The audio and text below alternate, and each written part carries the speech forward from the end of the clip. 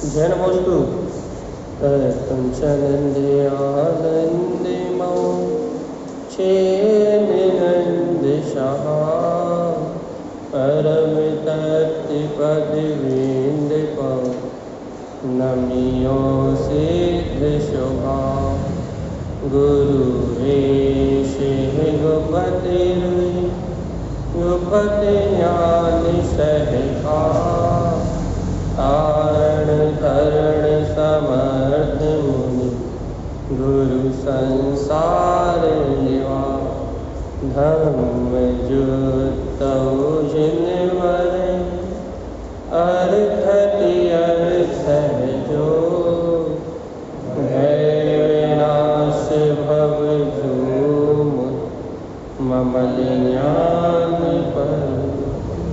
देखो गुरु को धर्म को साक्षी को बारंबार नमस्कार।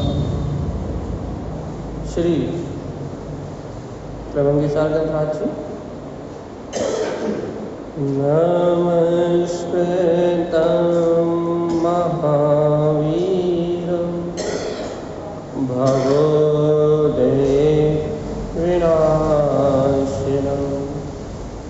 त्रिभंगीदलं प्रोक्तं च आश्रवनिरोधिकारणम्।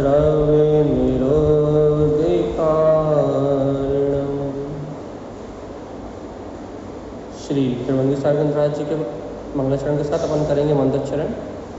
एक साथ सभी मंत्रोच्चारण करेंगे। ओम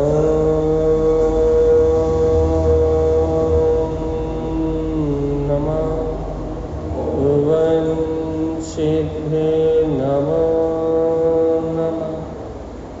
ओम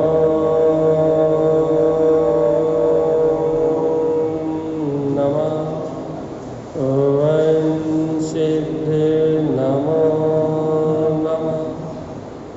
ओम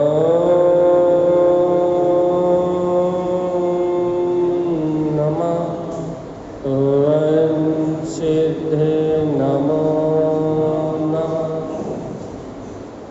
परम आराध्य माँ जिनवाणी सद्गुरुवर श्रीमद जन तारण स्वामी और सर्वज्ञ जिन्हें परमात्मा की अमृत ज्ञान रस भक्ति हुई ये अमृत वाणी श्री त्रिभंगी सार ग्रंथ जी, जहाँ आचार्य श्रीमद जिन तारण स्वामी हम सभी जीवों को सरल मोक्ष मार्ग, जो सहज सरल मोक्ष मार्ग है, वो बता रहे हैं कि यह जीव इस संसार के भयानक दुखों से, जन्म मरण की पीड़ा से, भाव भ्रमण से कैसे छूट सकता है। ये उपाय तारण स्वामी बता रहा है।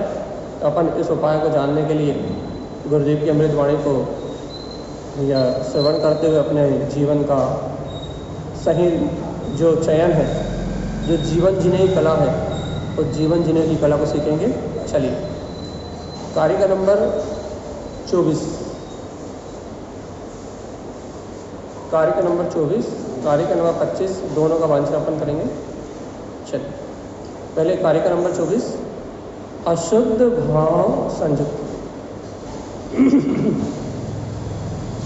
अब देखो भैया, तारण स्वामी सीधी सी बात कह रहा है, बहुत सीधा सा प्रसंग है। क्या कह रहा है? अशुद्ध भाव संयुक्तम। अनादि काल से इस जीव को अपने शुद्ध भाव की अर्थात शुद्ध उपयोग की रुचि तो है। मैं आत्मा शुद्ध हूँ, बुद्ध हूँ, अविनाशी हूँ, अपने आत्म स्वभाव का अनुभव तो जीव ने किया नहीं। जो आत्मा है जीव ने अपने ज्ञान दर्शन में उपयोग का अनुभव तो किया नहीं। तो जब इस जीव ने अपने आत्मा का अनुभव नहीं किया, अज्ञानी संसारी जीव ने जब अपने आत्मा का अनुभव नहीं किया, शुद्ध उपयोग का रस नहीं चखा, अर्थात निर्मल दर्शन ज्ञान की अनुभूति, सम्यक दर्शन ज्ञान का अनुभव नहीं हुआ जीव को, तो क्या है उसके पास? अच्छा बताओ, अपने पास इस समय उपयोग है कि नहीं है? है कि नहीं? मैं उपयोग लक्षण में वाला आत्मा हूँ कि नहीं? अभी मैं जान रहा हूँ कि नहीं जान रहा? देख रहा हूँ कि नहीं देख रहा? यदि मैंने अपने स्वभाव को जाना देखा नहीं है, तो क्या जान रहा हूँ, क्या देख रहा हूँ?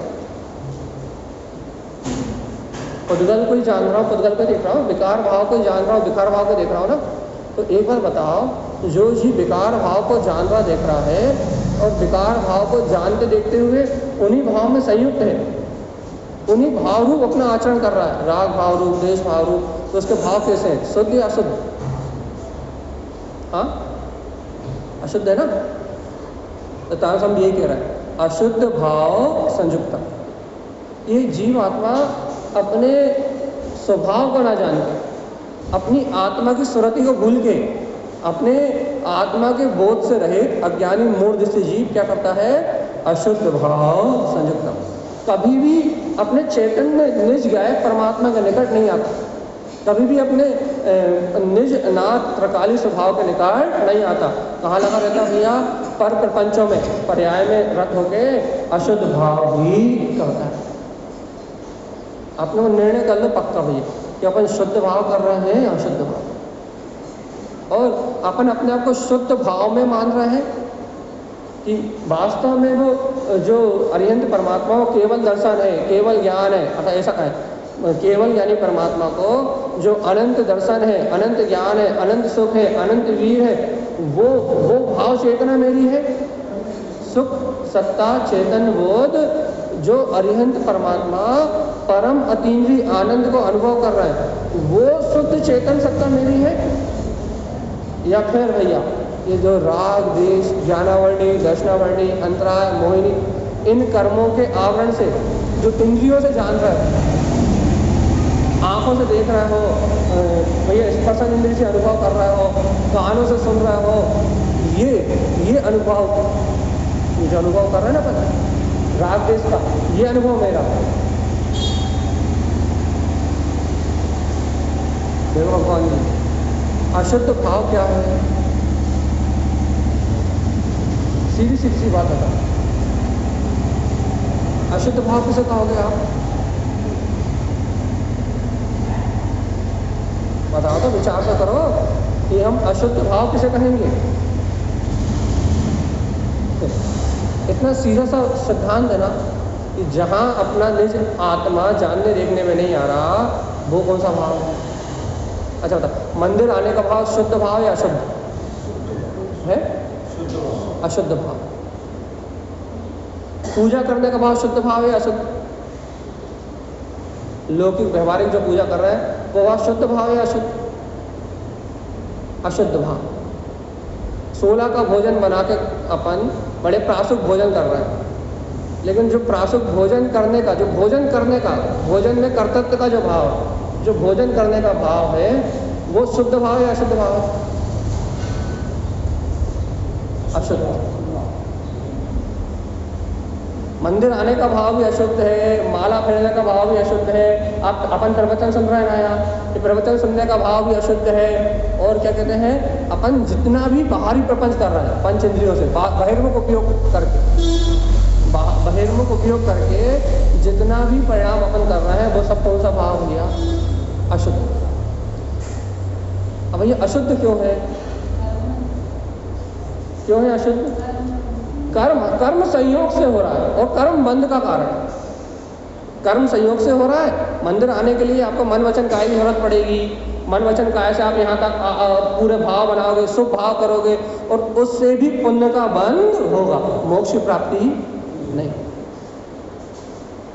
तो मंदिर आने का भाव कौन सा भाव है? अशुद्ध भाव।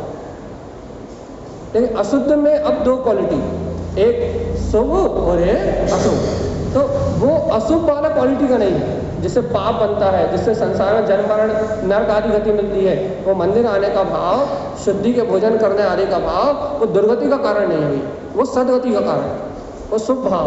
लेकिन शुद्ध नहीं। शुद्ध क्या भैया? चैत्यालय आने के पीछे जो आपका अभिप्राय है मुक्ति का, जो सम्यक दर्शन का आपका अभिप्राय है, जो आपको आत्मा की सुरति है, जो आपको भेद ज्ञान है, जो आपको तत्व निर्णय है, जिस तत्व के निर्णय के कारण आप पाप को छोड़ रहे हो, वो आपका भाव, वो शुद्ध भाव। जैसे आप 6 काय के जीवों की रक्षा का जो भाव कर रहे हो, वो आपका शुद्ध भाव है। शुद्ध भाव मतलब आप प्राणी मात्र को स्वीकार कर रहे हो। प्राणी मात्र भैया अनुकंपा के योग्य है। प्राणी मात्र मेरे समान भगवान आत्मा है, इसलिए 6 काय के जीवों की रक्षा कर रहे हो, तो वो आपका शुद्ध भाव। शुभ और शुद्ध में अंतर है। हाँ, शुभ भाव में अंतर है, शुद्ध भाव में भी अंतर है। शुभ भाव बाहर से अपने होने वाले वो शुभ विचार, शुभ विचार मतलब मंदिर आने का विचार, व्रत करने का विचार, उपवास करने का विचार, पूजा पढ़ने का विचार, भक्ति करने का विचार, और भैया दान देना, दक्षिणा देना, नियम करना, संयम करना, यदि ये अकेले भाव हैं तो ये सारे भाव शुभ भाव। और घर का काम करना, दुकान चलाना, मकान बनाना और दुनियादारी की, समाज की चिंता, घर गृहस्थी की चिंता, यदि ये है तो सब अशुभ भाव है। दया दान परोपकार का जितना भाव है वो शुभ है, और दया दान परोपकार से हटके जितना भी भाव है वो अशुभ है। हाँ हाँ, इन दोनों से पाप और पुण्य का बंध होता है। एक लोहे की बेड़ी है और एक सोने की बेड़ी है, तो दोनों आत्मा को कसने वाले हैं, दोनों से आत्मा संसार में रहने वाली है। और तारण स्वामी कह रहे हैं मुक्त होने की बात। इतना अंतर समझना पड़ेगा कि दोनों बेड़ी, दोनों जंजीर हैं। अच्छा बताओ, आपको यदि सोने की बेड़ी से खंभे से बांध दिया जाए तो आप कितने सुखी रहोगे? सुखी रह सकते हो क्या? हम आपको भैया लोहे की जंजीर से नहीं बांधेंगे, हम आपके लिए स्पेशल सोने की जंजीर बनवाएंगे और सोने की जंजीर से आपके हाथ पांव बांध के और खंभे से लटका देंगे। कितना सुख होगा? क्यों नहीं होगा? सोने की बेड़ी से बंधे भगवान जी, अरबों रुपए की है वो। अपन खुद विचार करो, हम आपको लोहे की बेड़ी से नहीं मानेंगे, लोहे की चैन से नहीं मानेंगे, आपको कांटोदार भैया रस्सी से नहीं मानेंगे, आपको बढ़िया इस पर स्पेशल स्वर्ण की चैन बनवाएंगे आपके लिए, और स्वर्ण की बेड़ी से आपको खंभे से बांधेंगे भी। कितना सुखी रहोगे आप? ये बताओ, कितने सुखी रहोगे? कितने देर सुखी रहोगे? थोड़ी देर पागलपन के कारण तो ऐसा लग सकता है कि हाँ सोने की बेड़ी से बंधा हो, लेकिन थोड़ी देर बाद घबराहट होगी कि नहीं होगी? छूटने की छटपटाहट होगी कि नहीं होगी? उस बेड़ी को तोड़ के वहां से निकलने की छटपटाहट होगी कि नहीं होगी? ये कहोगे कि नहीं कहोगे, अरे सोने की बेड़ी तुम रख लो लेकिन मुझे यहां से छोड़ दो? कहोगे कि नहीं कहोगे? कहोगे ना? ऐसे भैया जिस जीव को आत्मज्ञान हो जाता है, तत्व ज्ञान हो जाता है, जो जिनेन भगवान की वाणी को स्वीकार कर लेता है, वो ऐसे ही कहता है भैया पुण्य देवी मेरे काम का नहीं है, ये पुण्य देवी यहीं रह जाएगा, ये पुण्य देवी यहीं छूट जाएगा। लेकिन परमात्मा क्या कहता है वो, कि मुझे तो इससे भी छुड़ा लो, मुझे तो पुण्य पाप की क्रियाओं से भी छुड़ा लो, ये पुण्य भी मेरे काम का नहीं है। क्यों? क्योंकि बंधन ही है, मुक्ति नहीं है।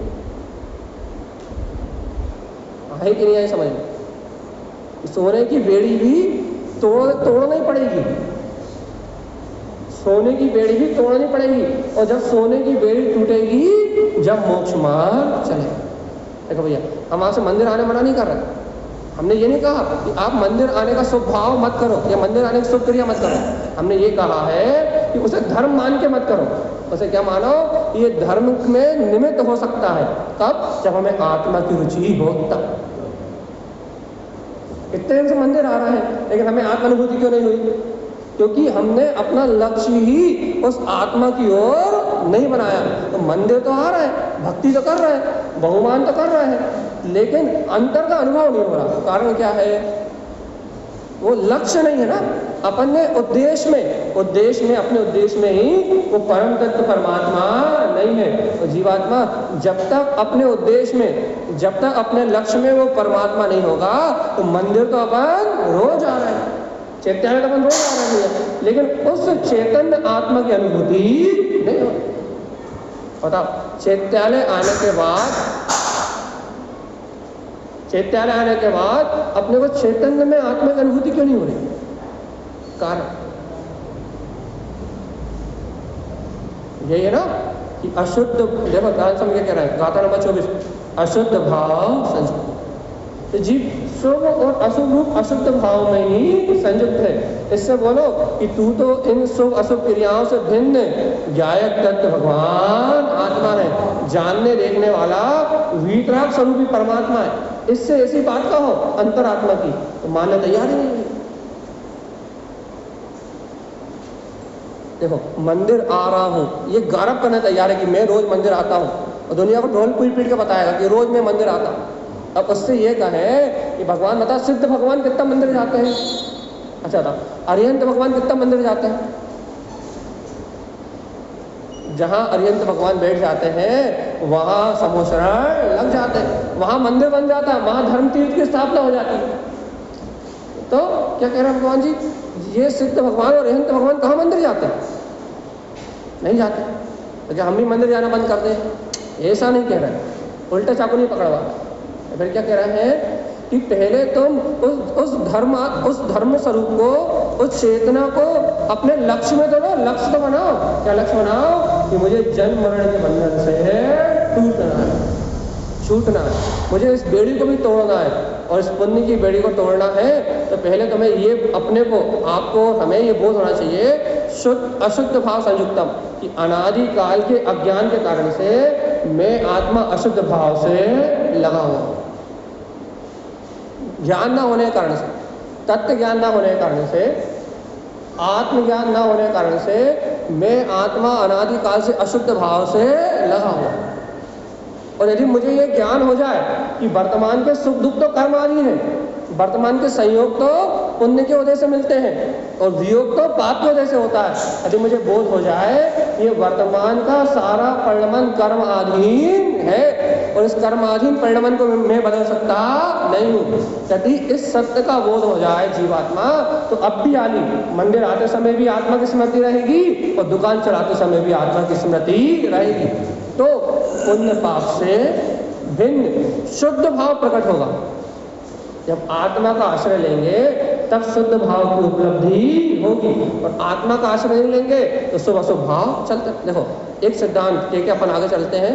एक सिद्धांत, पर के आश्रय से, चाहे वो मंदिर आने रूप पर हो, चाहे वो दुकान जाने रूप पर हो, पर के आश्रय से हमेशा शुभ अशुभ भाव ही होते हैं, और आत्मा के आश्रय से ही मात्र शुद्ध भाव होते हैं। इसके अलावा शुद्ध भाव की ओर कोई खजान है। और समझ में आई कि नहीं है? 100% समझ में आई कि नहीं आई? यदि अपने को मोक्ष जाना है, मुक्ति चाहिए है, तो चाहे मंदिर आओ और चाहे दुकान जाओ, इन दोनों से पुण्य और पाप बनेगा, मत मोक्ष नहीं हो सकता।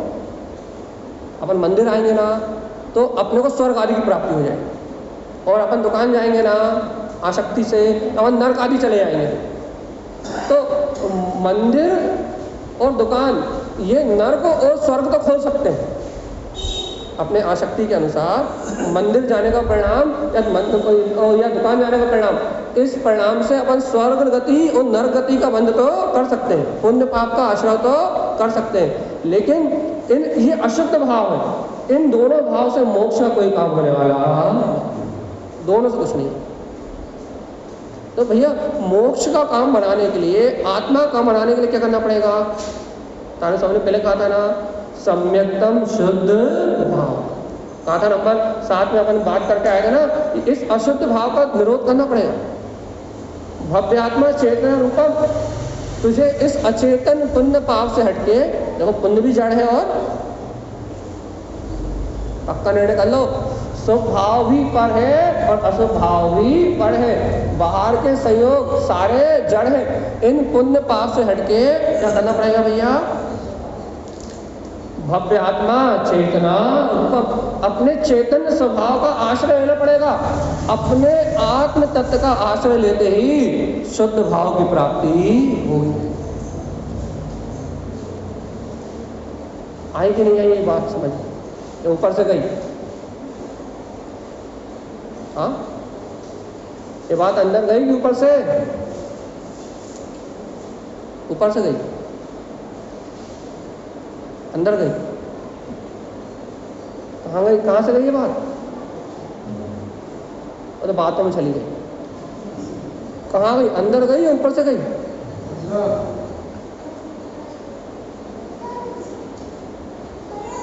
देखो भैया अब आगे बढ़ रहा है, इतना बता दिया, इतनी देर से एक ही बात बता रहा है। अशुद्ध भाव मतलब चाहे मंदिर आने का हो चाहे दुकान जाने, जब तक पर का अवलंबन है तब तक शुद्ध भाव की झलक मिलने वाली। और जब ये स्वीकार करोगे कि मैं आत्मा ही, शुद्धात्मा, परमात्मा हूँ, ऐसे तत्व की गाढ़ी श्रद्धा करके जब अपने निज शुद्ध स्वभाव का आश्रय लोगे तभी शुद्ध भाव की झलक मिलेगी भैया। क्योंकि वो आत्मा ही लोकालोक को जानने वाला, देखने वाला और अनुभव करने वाला है। उससे ज़्यादा शुद्ध, आत्मा से ज़्यादा शुद्ध इस दुनिया में कुछ नहीं।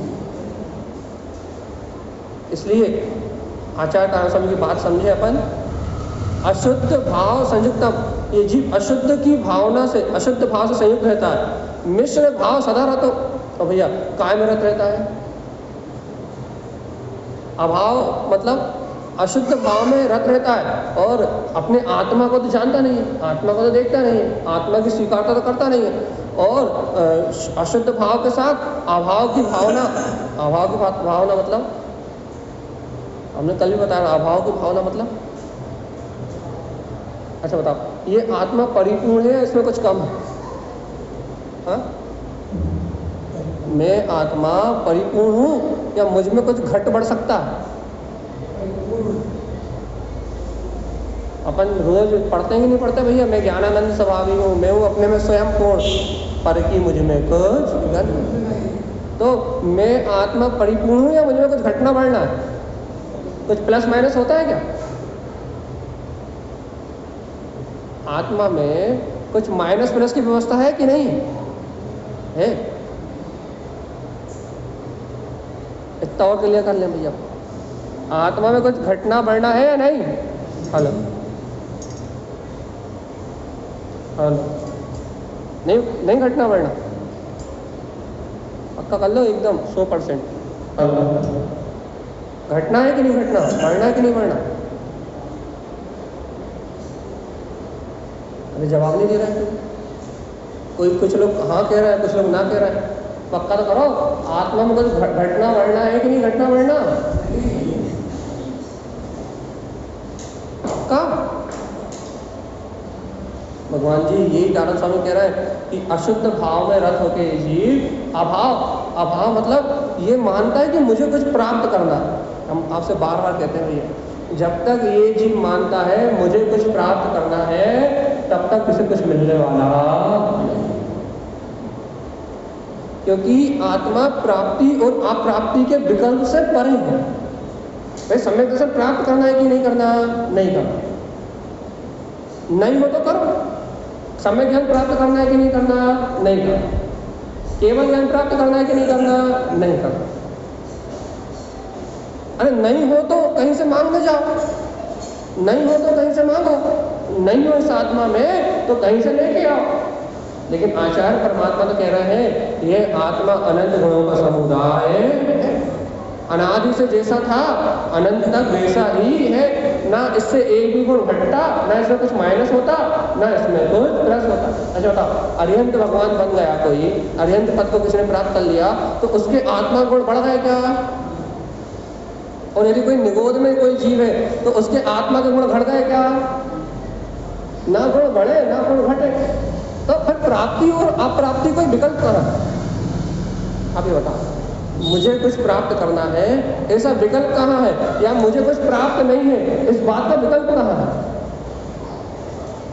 ये प्राप्ति और अप्राप्ति का जितना विकल्प है ना, कि मैं कुछ प्राप्त करना चाहता हूँ या फिर मुझे कुछ प्राप्त नहीं है, ये जो विकल्प है ना, कि हमेशा पर्याय को पर पर्याय को देखने से उत्पन्न होता है।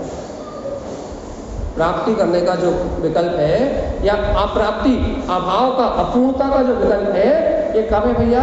जब ये जीव आत्मा अपनी प्रभुता को नहीं देखता।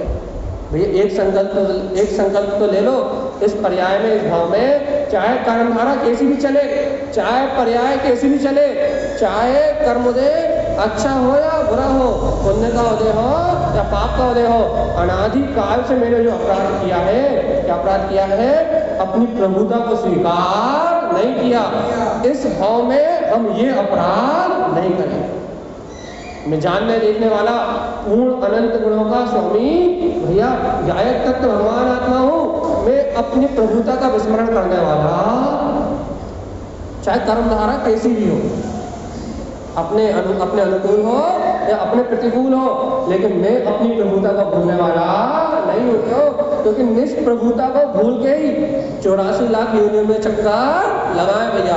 वर्तमान में पाप उदय से दुख ज्यादा हो सकते हैं, पुण्य उदय से भाई भौतिक संपदा ज्यादा हो सकती है, लेकिन ये अपने काम में आने वाली नहीं। इसलिए प्राप्ति और अप्राप्ति का विकल्प किसको भी है? अभाव भाव में कौन जीता है?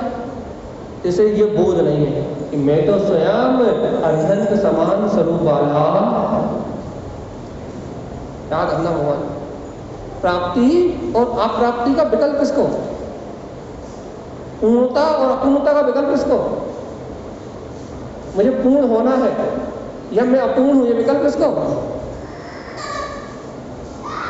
जिसे अपने आत्मा का बोध नहीं, जो तत्व को जानता नहीं है, जो अपने स्वभाव को पहचानता नहीं है, उसे प्राप्ति और अप्राप्ति का विकल्प है। लेकिन हे जीवात्मा, मैं आत्मा तो प्रकाल शुद्ध परिपूर्ण चेतना ही हूँ, ऐसा जो जानता है उसे कभी भी कोई अभाव भाव प्रतीत नहीं होता।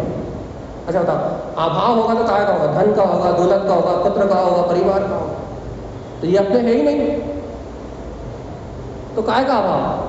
और यदि पर्याय में अभाव कहोगे तो कहोगे सम्यक दर्शन का अभाव है, सम्यक ज्ञान का अभाव है, सम्यक चारित्र का अभाव है। तो सम्यक दर्शन ज्ञान चारित्र की पर्याय का अभाव है ना। यदि आप कहोगे वर्तमान में भी सम्यक दर्शन की पर्याय का अभाव, सम्यक ज्ञान की पर्याय का अभाव, सम्यक चारित्र की पर्याय का अभाव, तो इनकी पर्याय का अभाव है ना, लेकिन ज्ञान का अभाव तो नहीं, चारित्र का अभाव तो नहीं, दर्शन का अभाव तो नहीं है। आत्मा में जो गुण है दर्शन ज्ञान चारित्र, इनका अभाव तो नहीं है। भगवान जी पर्याय के नाम पे भीख मांगते क्यों हो? ये बताओ तो, अनादि काल से ये जीव इन पर्याय के नाम पे भीख मांगते क्यों है? इन पर्याय के नाम पे भिखारी बनता ही क्यों है? जब जिनेन परमात्मा कह रहे हैं कि तेरे अंदर में तेरी परिपूर्ण सत्ता है, और जिस समय तो स्वभाव का आश्रय लेगा उस समय प्राप्त नहीं होगी, उस समय प्रकट हो जाएगी अनुभव में। ये बात समझो तो भगवान जी, कि मेरे अंदर में मेरी परिपूर्ण वीतराग सत्ता, अनंत गुणों का पिंड परमात्मा है। जिस समय बोध होगा तुझे कि मेरे अंतर में वो अनंत गुणों का परमात्मा है, उस समय प्राप्त नहीं होगा, वो तो प्राप्त ही है, अनुभूति में प्रकट हो जाएगा। और अनुभूति में प्रकट होने का नाम, उसका नाम मोक्ष मार्ग है। प्राप्त करना नहीं है कुछ, मोक्ष मार्ग में कुछ प्राप्त नहीं करना, मोक्ष मार्ग में कुछ पाना नहीं, कुछ खोना नहीं। बताओ, घर पद परिवार संयोग मेरे है ही नहीं तो खोगे क्या? लोग कहते हैं घर छोड़ना है, परिवार छोड़ना है, धन संपदा छोड़नी है। भैया अरे तुम्हारी हो तो छोड़ो ना, है ही नहीं, अपनी मान रहे हो इसलिए छोड़ना है, आसक्त हो रहा है उसमें इसलिए छोड़ना है, उसका राग पड़ा हुआ है, इंद्रिय विषयों का, पुत्र परिवार का राग पड़ा हुआ है, इसलिए घबराहट हो रही है, छोड़ना है छोड़ना है छोड़ना है छोड़ना है। छोड़ना है कि चक्कर में पागल क्यों हो रहा है? अच्छा बताओ, अच्छा छोड़ के चले जाओ ना, जाके नहीं रहे, क्यों नहीं जा रहे छोड़ के? जब छोड़ना ही है तो छोड़ के जाओ, क्यों नहीं जा रहे? ये छोड़, अरे पकड़ के रखा है इसलिए नहीं जा रहा है। अपन ने इन पर पर्यायों को, इन भौतिक वस्तुओं को, ये जो बाहर आंखों से शरीर आदि से जो दिखाई दे रहा है ना, इन सबको अपने अपनी मान्यता में पकड़ रखा है कि मेरा है, इसलिए छोड़ने में भय लग रहा है, छोड़ के जाने में भयभीतपना आ रहा है। हम कैसे छोड़ के चले जाए? भयभीतपना है, भयभीतपना, भयभीत हो रहा है। और जीवात्मा यदि स्वीकार कर लो ये संयोग मेरे नहीं है तो कितना डर लगेगा? वीतरागी भावनी मुनि महाराज जंगलों में अंतर आत्म ध्यान में लीन है, 3 चौकड़ी कसाय का अभाव कर चुके। कितना डर है? सर्प का, शेर का, उपसर्गों का कितना भय है, कितना भय है, कितना डर है, कितना डर है। ज्ञानी सम्यक दृष्टि होती अपन भैया इतने पद्मानियों के उदाहरण पढ़ते हैं, कितने कितने उपसर्ग नहीं हुए सुदर्शन सेठ पे, कितने उपसर्ग नहीं हुए, कितना भय, कितना भय था, कितना भय था। नहीं आ रही बात पकड़ा, आगे बढ़े, आगे बढ़ते हैं भैया अपन। अब इस विषय को आगे बढ़ाना ही क्योंकि गाथा अगली लेनी है। तो यहाँ अभाव क्या है? कुछ खोने का डर का नाम अभाव। यदि हमें कुछ खोने का डर है तो हम अभाव में जी रहे हैं, यदि हमें कुछ प्राप्त करने की इच्छा है तो हम अभाव में जी रहे हैं। और जिस दिन खोने और पाने का जो भाव है वो अंतर से मिट जाए और मैं परिपूर्ण शुद्ध चेतना ही हूँ, जिस दिन ये भाव आपकी अनुभूति में प्रकट हो जाएगा, उस दिन ना कुछ प्राप्त करना है और ना कुछ खोना है। और जहाँ खोने और पाने का विकल्प नहीं है वहीं अपने परिपूर्ण आत्मा की अनुभूति। बस इतना ध्यान रखें अपन। तो तारण स्वामी कह रहा है अशुद्ध भाव में रत रहता है, अभाव की भावना से संयुक्त रहता है और मिश्र भाव सदा रतो। और भैया अशुद्ध भाव और अभाव के भाव को दोनों मिश्र भावना से, इन दोनों की मिश्र भावना से ये जीव नाना प्रकार के कर्मों का आस्वादन करता है। संसार भ्रमणम बीजम, जैसे जीव क्या करता है, संसार में परिभ्रमण करने का बीजारोपण नहीं करता। ध्यान रखो, जो भेद ज्ञान तत्व निर्णय कर रहा है वो तो संसार से निकलने का बीजारोपण कर रहा है, सम्यक की भावनाओं को शुद्ध भाव का बीजारोपण कर रहा है। लेकिन जो अशुद्ध भाव में लगे हैं, अभाव की भावना में लगे हैं और शुद्ध अभाव की मिश्र भावना, दोनों की मिश्र भावना से जिनका जीवन क्या बोलते हैं आकुलित व्याकुलित है, वह जीव क्या कर रहा है भैया, इन अशुद्ध भाव से संसार भ्रमणम बीजम, काय का बीजारोपण कर रहा है, संसार को परिभ्रमण को बढ़ाने का। कहते तो हैं कहाँ जाना है, तो कहते मोक्ष जाना है, लेकिन करते क्या है, संसार के जन्म मरण बढ़ाने का अशुद्ध भाव से बीजारोपण करते हैं। कहते हैं मोक्ष जाना है तो लगे रहते हैं पर पर्याय प्रपंच, कहते हैं आत्मा का कल्याण करना है तो लगे रहते हैं इंद्रिय विषय कसाय। अपन भी तो ऐसा नहीं कर रहे। संसार भ्रमणम बीजम, संसार में परिभ्रमण करने का बीज नहीं डाल रहा अपन। जैसा बीजारोपण करोगे वैसी फसल, गेहूं का बीज बोओगे तो धान तो नहीं उगेगी, अरे गेहूं का बीज डालोगे तो धान तो नहीं उगेगी, हाँ उग जाएगी। गेहूं की खेती करोगे तो सोयाबीन तो नहीं आएगा, आएगा? चलिए बताओ, गेहूं की खेती करो, गेहूं का बीज डालो, सोयाबीन तो पैदा नहीं होगा खेत में, नहीं होगा।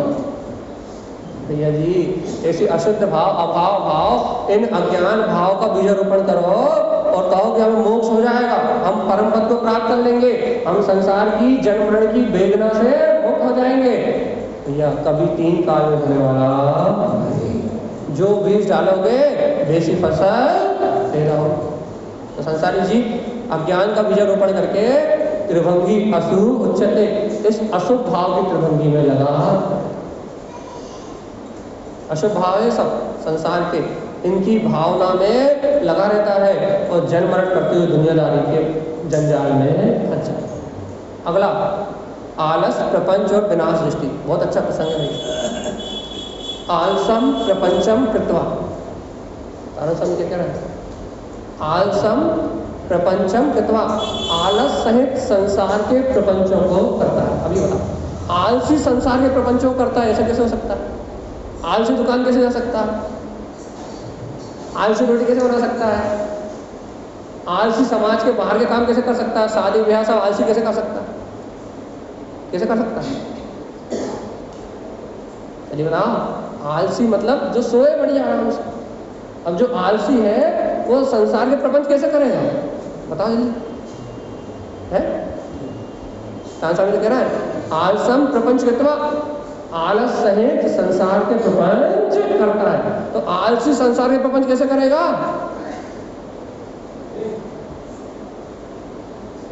बताओ तो जल्दी।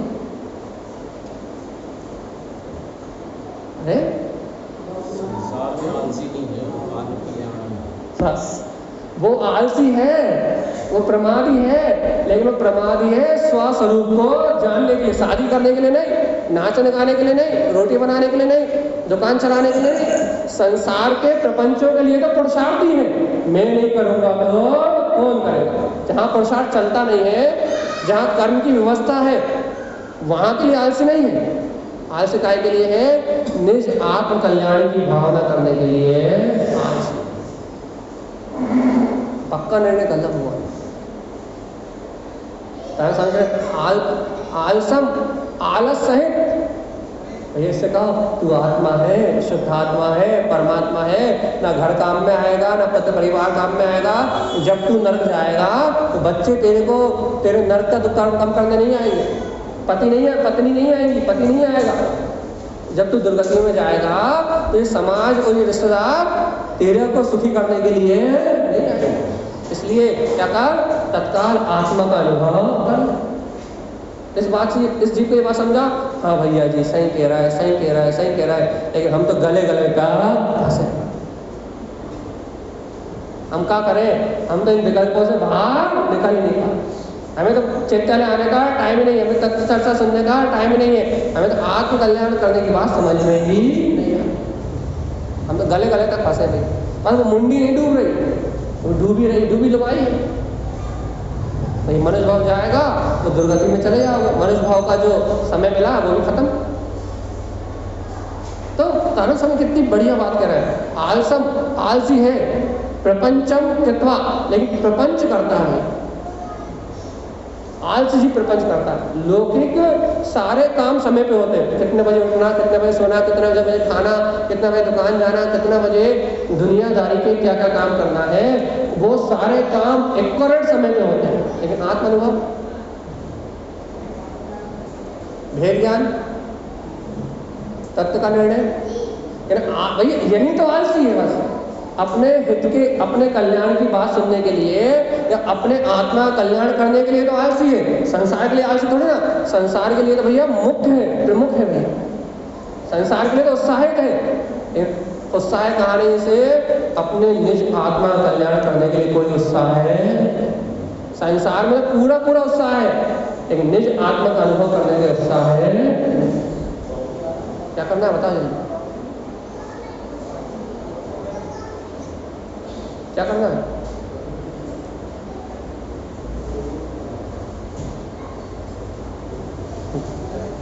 काय में आलसी है अपन। तो संसार में तो जाग रहे हैं, रोज सुबह 5 बजे से जग रहे हैं, दुनियादारी का काम कर रहे हैं। एक मोह नींद में तो संसार में रोज निद्रा कर्म का जब क्षयोत्सव भाव होता है, तो निद्रा कर्म का जब क्षयोत्सव भाव होता है तो सुबह नींद खुल जाती है। निद्रा कर्म की अनुकंपा से जितनी देर निद्रा कर्म का आवरण रहता है उतनी देर तो घोड़े बेच के सोते हैं। निद्रा आदि पिछला आदि जो प्रकृति है, जब इन प्रकृतियों का उदय होता है तो जीव तो बढ़िया चद्दर तान के सोता है। लेकिन जब इनका क्षयोत्सव भाव होता है, जब इसका उहाड़ होता है, तब क्या होता है भैया, जीव जागता है। जागता है मतलब निद्रा कर्म की अनुकंपा से बाहर आता है। और क्या करता है भैया फिर, क्या करता है फिर, दुनियादारी का काम करने में। भगवान जी मोह नींद से कब जागता है ये तो बता।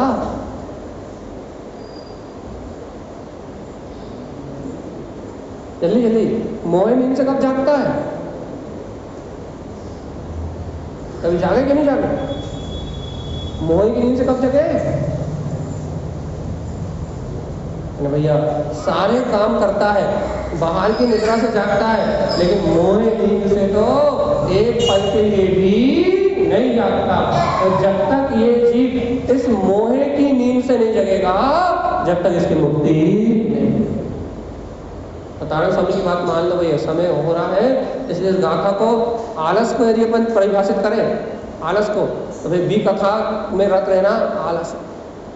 चौके और पुत्र परिवार के काम में रत रहना आलस है। मंदिर में पूजा पाठ में भी व्यस्त रहना आलस है।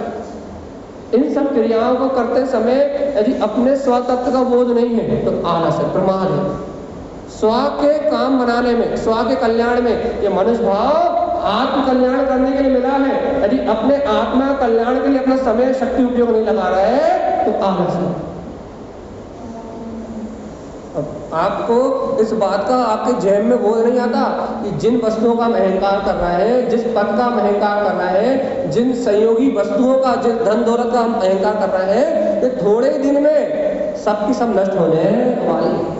इसलिए ये आलसी जीव इन बाहरी प्रपंचों में, सामाजिक प्रपंचों में, या फिर बोलो क्या बोलते हैं, गृहस्थी के प्रपंच में, इस प्रपंच में निरंतर लगा रहता है भैया, अपनी स्वचेतन सत्ता का बोध नहीं जमा।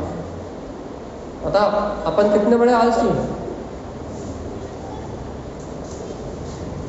तारण स्वामी की शरण मिलने के बाद भी अपन ने, तारण स्वामी ने जिनने प्रारंभ से कहा तू स्वयं भगवान है, ऐसे तारण स्वामी की शरण मिलने के बाद भी यदि अपन आत्म कल्याण करने रूप अपने स्वभाव का अनुभव नहीं कर पाए या तत्व का सच्चा श्रद्धांजलि प्रकट नहीं कर पाए तो अपन कितने बड़े आलसी हैं ये बताओ। इतने उत्तम सुयोग मिलने के बाद भी यदि अपना मन आज भी लौकिक प्रपंच में लगता है और ऐसा लगता है धर्म में रखा ही क्या है, प्रवचन में रखा ही क्या है, जनवाणी में रखा ही क्या है, खाओ पियो बढ़िया घर को तो परिवार अच्छे से चलाओ और बढ़िया मर जाओ, मरने के बाद नर्क निगोद जाएंगे। कौन ने देखा नर्क होता है क्या?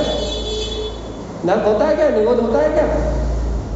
कौन ने देखा है कि नर्क जाएंगे? कौन ने देखा कि निगोद जाएंगे? होता है क्या? जनवाणी में लिखा, जनवाणी में तो काल्पनिक घटनाएं लिखी है भैया, है ना। शरीर के मरण के साथ आत्मा भी मर जाएगी। जनवाणी में तो काल्पनिक घटनाएं लिखी है, नर्क होता है, स्वर्ग होता है, एक इंद्रिय पर्याय, 2 इंद्रिय पर्याय, मच्छर मक्खी की पर्याय होती है, ये सारी कल्पनाएं लिखी है जनवाणी में, तो झूठ लिखा है। यहाँ तो हम मरे और खत्म कहानी। सही है ना? बताओ ना, सही है ना? ये झूठ है। भगवान आत्मा यदि ये कह रहे हो, अंतर आत्मा से स्वीकार कर रहे हो कि सत्य क्या है, सुन तो लो भगवान आत्मा क्या कह रहे हैं, जाग जाओ। क्या ये सारे संयोग छूटेंगे लेकिन आत्मा यथावत जहां की तहां रहेगी भैया। आत्मा कहीं जाने वाली नहीं है। और सुन लो, जैसे कर्म कर रहा है, जैसे भाव कर रहा हो, वैसे दुख तुम्ही को भोगना पड़ेंगे। तुम्हारे दुखों को भोगने दूसरों को जाने वाला नहीं। कर लो कितना अहंकार करना है, कर लो कितने व्यसन करना है, लगे रहो जितने पाप में लगना है भैया, मान बढ़ाई में, बाहर की क्रिया में लगे रहो जितने लगे रहना है। लेकिन आयु का अंत दादा परदादा सबकी याद दिला दें। जब रावण जैसा क्षयोत्सव सम्यक दृष्टि, जब रावण नर्क में गया तो नर्क की भूमि को स्पर्श करते ही हजारों योजन की ऊंचाई जहां है, हजारों, तो ऐसे गेंद की तरह उछल रहा था कि बचा लो मुझे, बचा लो मुझे, बचा लो। कौन गया? कोई भाई गया, धर्मपत्नी गई, सब स्वर्ग चले गए। उसके भाई कुंभकर्ण जैसे भाई लोग सब स्वर्ग चले गए, सब मेघनाथ जैसे भाई अपना कल्याण करके दीक्षा लेके सब मोक्ष चले गए, सब स्वर्ग चले गए, पत्नी स्वर्ग चली गई। लेकिन बेचारा रावण, पूरा का पूरा कुटुंब कबीला, पूरे का पूरा परिवार स्वर्गों में ऐश कर रहा है, और रावण हाँ हमें ये बता, सोने की लंका जिसने बसाई थी, उसका पूरा कुटुंब, उसका पुत्र, वो बढ़िया स्वर्गों में आराम कर रहा है, और रावण कौन जा रहा है उसे सुखी करने के लिए? भगवान जी, जब उसका साथ देने कोई नहीं जा रहा तो हमारा साथ देने कौन जाएगा? अभी भी नहीं आई समझ। अभी भी ये घर को परिवार मकान दुकान सत्य लग रहा है, अभी भी ये बाहर के सहयोगी अपने लग रहा है, अभी भी ये दुनियादारी के प्रपंचों में अपनापन भाषित हो रहा है कि भैया ये सारे प्रपंच ही सत्य है, अभी भी इनमें अपनापन है। जीवात्मा सावधान। आचार्य स्वामी कह रहे हैं, आलस के भाव से, प्रमाद की भावना से ये जीव लौकिक प्रपंच में लगा रहता है, सांसारिक प्रपंच करता है, सांसारिक प्रपंचों में दिन रात रुचि रखता है भैया। वो विनाश दृष्टि रहता सदा, विनाश दृष्टि। कौन सी दृष्टि? विनाश दृष्टि क्या कहते हैं? ये है मेन प्रसंग। विनाश दृष्टि से कहते हैं विनाश, हाँ, जिससे आत्मा का सर्वत्र नाश होगा भाई, जिससे आत्मा पतन करेगी। ये संसार की जो विनाश लीला है, पुत्र परिवार मकान दुकान, ये जितने भी संयोग हैं जिनमें अपनी दृष्टि लगी हुई है, ये विनाश दृष्टि है जो तुम्हारी आत्मा का सर्वथा नाश करने वाली है।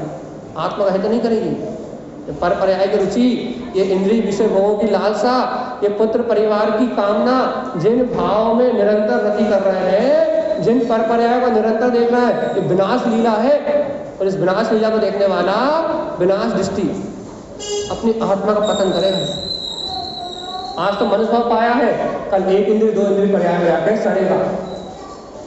आज तो उत्तम कुल पाया है, कल नीच गतियों में जाके अनंत काल तक भाव भ्रमण करेगा। विनाश दृष्टि, विनाश दृष्टि, हित की दृष्टि नहीं है। अरे हितकारी दृष्टि होती तो जिनेन्द्र भगवान की बात मान के भेद ज्ञान को प्रकट कर, जिनेन्द्र भगवान की बात स्वीकार करके अपने आत्मा को जानने में प्रमाण नहीं करता, स्वाध्याय संयम और साधना के लिए समय निकालता, लेकिन दृष्टि ही विनाश की है ना। इसकी दृष्टि ही विनाश करने की है ना, आत्मा का पतन करने की दृष्टि है ना।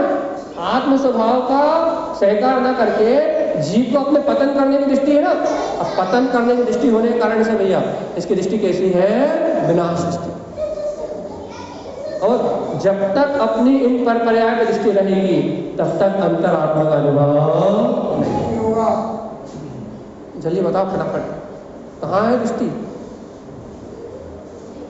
आत्मा कल्याण करने में या आत्मा का सर्वत्र नाश करने में? भाई आत्मा तो अजर अमर है, आत्मा का नाश तो होगा नहीं, लेकिन दुर्गतियों की वेदना तो भोगनी पड़ेगी भगवान जी। एक इंद्रिय दो इंद्रिय पर्याय में जाके अनंत कष्ट तो भोगना पड़ेगी कि नहीं? चलिए बताओ, आत्मा के हित की दृष्टि है या आत्मा के पतन विनाश करने की दृष्टि है? हित करना है या विनाश करना है? मनुष्य भाव का नाश करना है या विकास करके आगे जाना है? विकास करके आगे बढ़ना।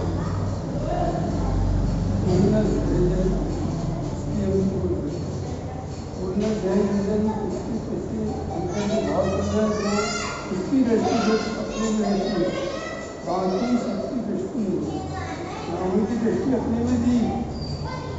वैसे नहीं कुत्ता तुमने आशीर्वाद लेकर आ गया था और यदि पूरा एक साथ लड़ने जाता तो कोई नहीं जीता, मालूम तक कौन जा सकता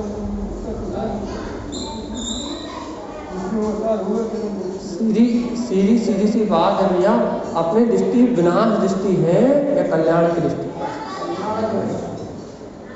सुन लो भगवान जी, जो तेरा कल्याण दृष्टि उठते बैठे सोते जागते इन पर संयोगों में जुड़ा नहीं चाहिए, और अपने हित करने के लिए विचार चाहिए भगवान जी कि क्या लेके आए हैं और क्या लेके चल रहे हैं।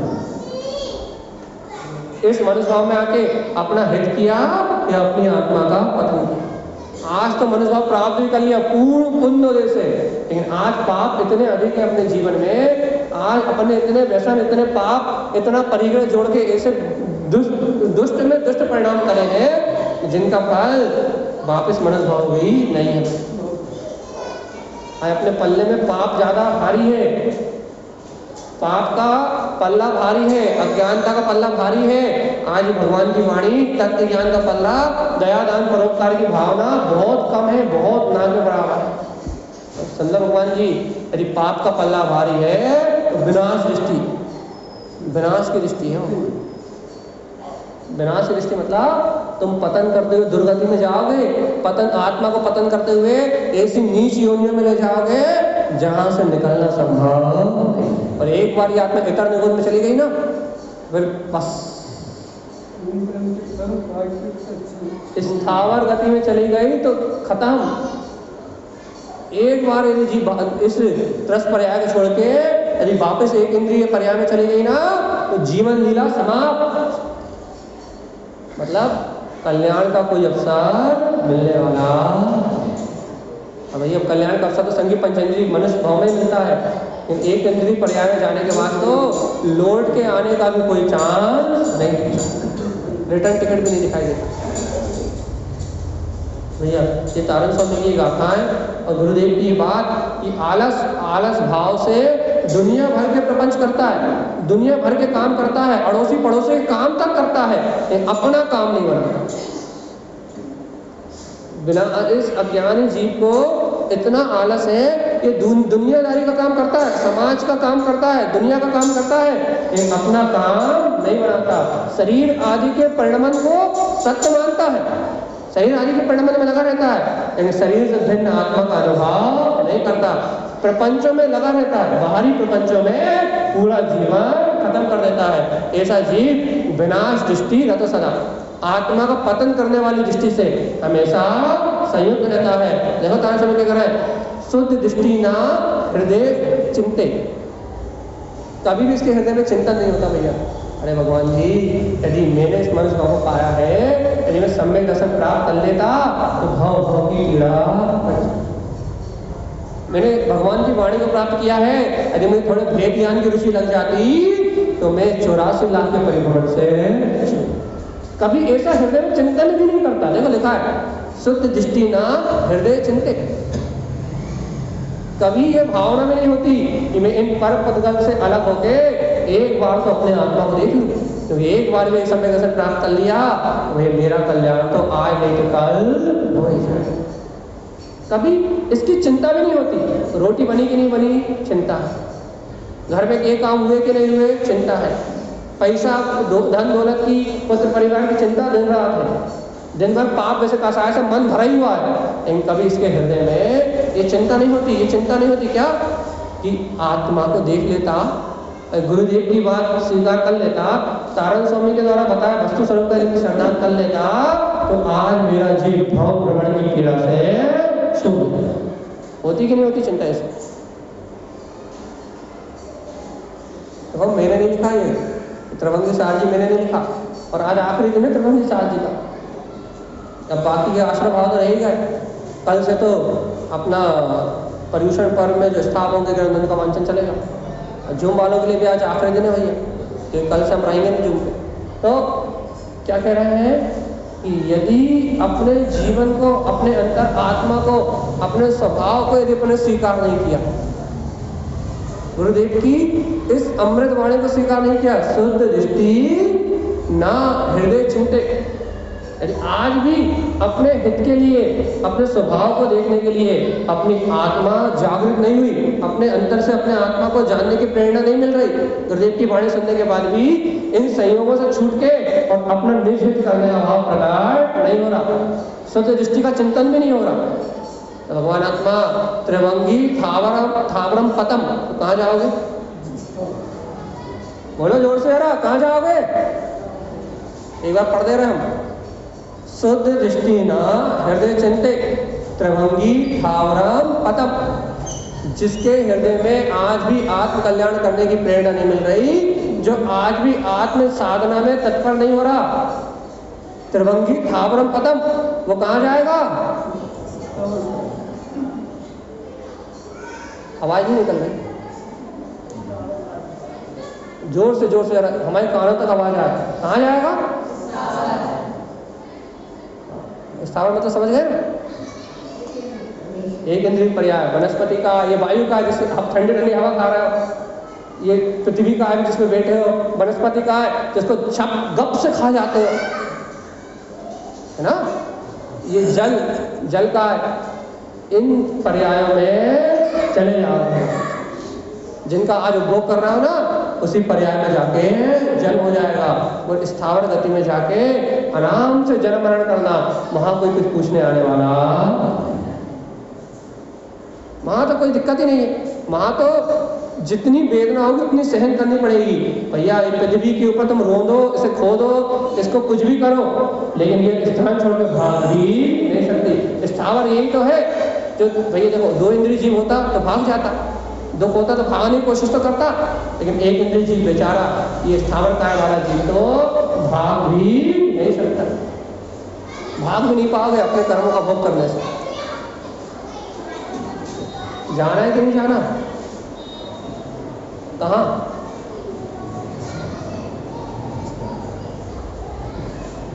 जाना है कि नहीं जाना? कहाँ? हाँ? अरे स्थावर गति में मोक्ष जाने की तो बात ही नहीं है, क्योंकि शुद्ध दृष्टि ना हृदय चिंते, जिसका शुद्ध दृष्टि, जिसके जीवन में शुद्ध दृष्टि का हृदय में चिंतन नहीं है, उसका तो मोक्ष जाने का कोई काम है नहीं, कोई कार्यक्रम ही नहीं है। मोक्ष जाने का कार्यक्रम ही नहीं है उसका तो स्थावर गति में जाने का कार्यक्रम है। यदि अपने स्थावर गति में जाना है तो आज भी तारण स्वामी की बात को भूल के अपनी मनमानी करो, जो करना वो करो, क्योंकि इतना तो स्वतंत्र है ना कि ना मैं आपको समझा सकता, जब तीर्थंकर परमात्मा ने समझा पाए तो कोई समझाने वाला। जिस दिन जीव समझेगा स्वयं अपनी रुचि से समझेगा, जिस दिन जीव पुरुषार्थ करेगा स्वयं अपनी शक्ति से करेगा, और जिस दिन जीव का निर्माण होगा वो भी अपनी शक्ति से होगा, और जो जीव पतन करेगा वो भी अपनी अज्ञानता के कारण पतन करेगा। कोई किसी को हथेली लगाने वाला नहीं। सब अपने अपने पुण्य पाप के बंध से अपने अपने अनुसार परिणमित हो रहा है। कोई किसी को समझा सकता नहीं है, कोई किसी को मुक्त कर नहीं सकता। जैसी अपनी रुचि वैसी अपनी गति, वैसी अपनी मति। देखो तारण स्वामी की इतनी बात सुन के भी कम से कम अब तो आलस छोड़ दो, अब तो संसार को प्रपंच मान लो। ये संसार एक प्रपंच से ज्यादा और कुछ भी मानोगे कि नहीं? ये संसार एक प्रपंच से ज्यादा कुछ भी नहीं है, और इस सामाजिक, इस सांसारिक प्रपंच से मुक्त होके मुझे अपनी आत्मा कल्याण करना ही है। कल से पर्यूषण आ रहा है, राग द्वेष और आलस प्रपंच का सबका, हाँ कि ना? इस 10 लक्षण में एक संकल्प ले लो भैया।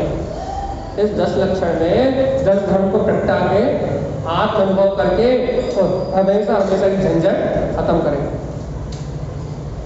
भक्ति अपन करेंगे, भगवान अपन करेंगे, लेकिन इस 10 लक्षण पर्यूषण में अपने अंदर आत्मा की अनुभूति को प्रगटा के और रोज रोज की किलकिल खत्म। हाँ कि ना? ना?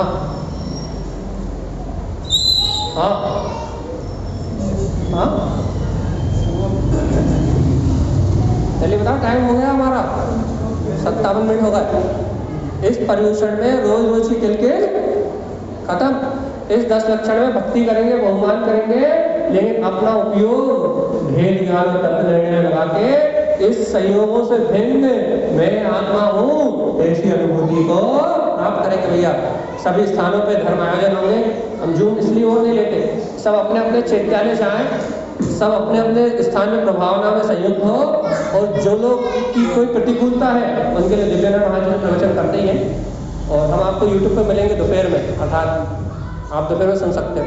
तो यहाँ क्या कह रहे हैं भैया, अपने अपने स्थानीय स्तर पे सब भक्ति करते हैं, बहुमान करते हैं, और वो भक्ति और वो बहुमान परिणामों की निर्मलता का कारण बनती है। तो अपन किसी से बैर ना बांधे, आपस में विरोध ना रखें, और इस भक्ति और बहुमान से तत्व को जान के, स्वरूप को पहचान के भैया अपनी आत्मा का अनुभव करें और जन्म मरण की क्रिया से छूट जाए। यही गुरुदेव का, यही तारण स्वामी का हम सभी भक्त आत्माओं के लिए मंगल है उद्देश्य भैया। बोलिए आचार्य प्रवर सदगुरुवर संत तारण तरण मंडल